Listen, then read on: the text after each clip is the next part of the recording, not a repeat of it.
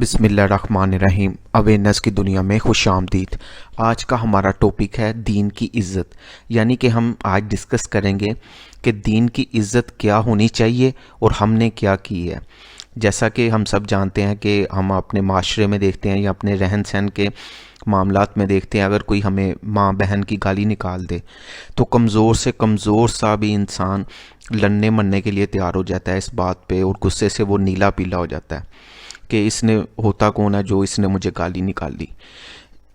دین اسلام جو ہے وہ ہماری فیملی اور ہمارے خاندان سب سے بڑھ کر اس کی عزت ہے،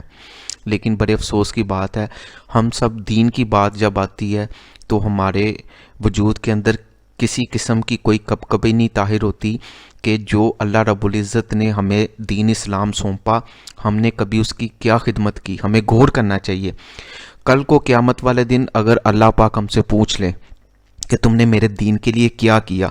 تو ہمارے پاس اس بات کا سوائے شرمندگی کے کوئی جواب نہیں۔ ہم نے دین کے معاملات کو صرف علماء کرام تک رکھا ہے، اور ہم نے جو اپنی زندگی جو ڈیسائیڈ کی ہوئی ہے وہ یہ ہے کہ ہمارے بیوی بچے ہوں، ہم یاروں دوستوں کے ساتھ فلمیں ڈرامے دیکھنے جائیں، یا باہر سے کھانا کھانے چلے جائیں، یا کوئی تھوڑا سا فارغ ٹائم ملا تو مووی دیکھ لی اور دن گزر گیا، یا ہم کہہ لیں کہ ہم نے اپنے آپ کو سیٹل کرنا ہے، جی کوئی پلاٹ لینا ہے، کوئی گاڑی لینی ہے، بس ہماری سوچ صرف یہاں تک ہے۔ اس سے زیادہ کوشش کی تو نماز پڑھ لی، اور جو بھی مطلب ایفرٹ کی وہ اپنی ذات تک رکھی۔ ہمارے سامنے معاشرے میں کیا ہو رہا ہے، یا ہمارے خاندان کے اندر اگر کچھ لوگ دین سے ٹوٹلی ہٹ کر کسی کا مطلب حصہ کھا لیتے ہیں، یا جو اس کی وراثت میں حصہ ہے، ہم سب اس بات کو نظر انداز کر دیتے ہیں کہ جی ہمیں کیا ضرورت پڑی ہے۔ یا دین کے معاملات میں اگر کوئی ایسے معاملات آتے ہیں جس میں ہم دیکھیں کہ آج کل جیسے عجیب و غریب ٹرینڈ چل رہے ہیں، میرا جسم میری مرضی، یا ہم دیکھیں آئے دن نظر آتا ہے کہ فلاں ایریا میں یہ مسئلہ ہو گیا، فلاں ایریا میں یہ مسئلہ ہو گیا، یعنی کہ ہم لوگوں نے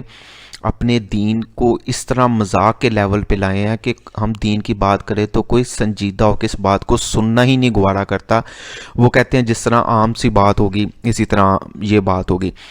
اب اگر ہم ایک ایگزامپل دیتے ہیں کہ مارکیٹ میں اگر آپ ایک کپڑا لینے چلے جائیں، وہ دکاندار آپ کو بتائے جی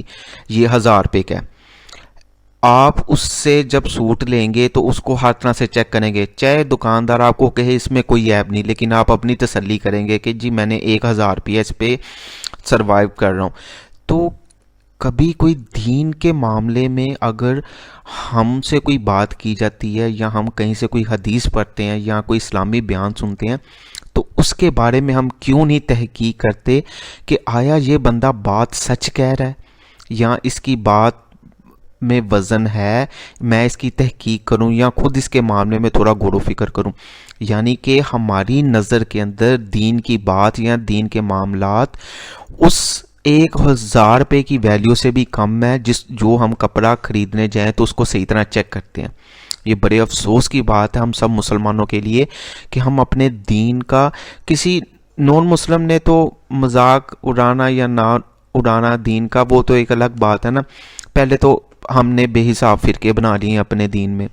ٹھیک ہے، جبکہ اللہ تعالیٰ نے ہمارا نام مسلمان رکھا ہوا ہے، ٹھیک ہے، ہم نے بے حساب فرقے بنائے ہوئے ہیں، مسجدیں ہیں ان پہ الگ الگ نام لکھے ہیں کہ یہ فلاں فرقے کی مسجد ہے، یہ فلاں فرقے کی مسجد ہے، اور اس میں دوسرے فرقے کا کوئی انسان جا نہیں سکتا۔ ہم نے خود ہی ایسے جو ہے نا مختلف قسم کے رستے نکالے ہوئے ہیں کہ اگر کوئی نون مسلمان ہو جائے تو پھر وہ اس کو سمجھ ہی نہیں آئے گی کہ میں کس کے طریقے کے مطابق نماز پڑھوں، کس کے طریقے کے مطابق دین لے کے چلوں، کس طریقے پہ عمل کروں۔ یعنی کہ اتنا مشکل ہم نے اپنے اس آسان سے مذہب کو بنا دیا ہے کہ ہم خود اب اس میں پریشان ہو گئے ہیں کہ